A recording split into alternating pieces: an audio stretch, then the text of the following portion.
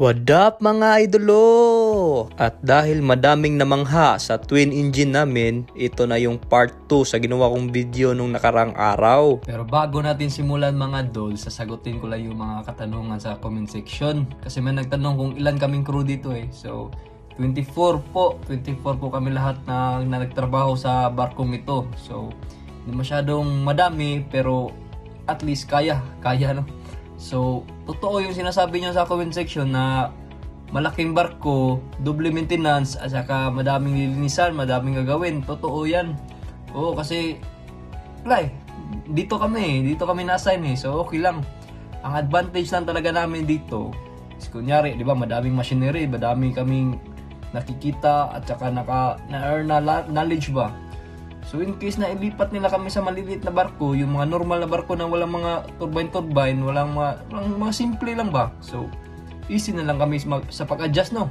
So madali na lang sa amin na puntahan yung mga yun. So easy na lang ba.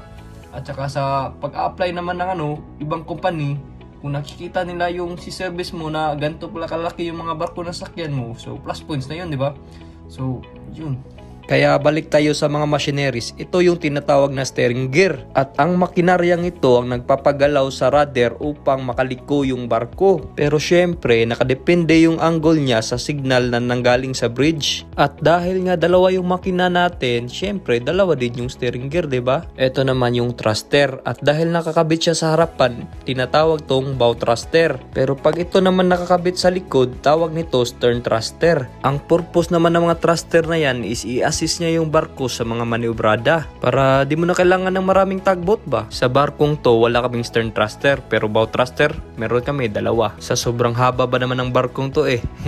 Eto bonus na lang to ha. Mostly sa mga barko ang emergency fire pump nakalagay sa bow thruster room. Opo, wala sa engine room. Para kasi yan in case of emergency na may flooding man mangyayari sa engine room or di kaya sunog na mangyari sa loob ng engine room, meron ka pa ring isang fire pump na available na pwede mong gamitin for safety purposes ba. Eto naman ang paborito ng mga fourth engineers, ang sewage system.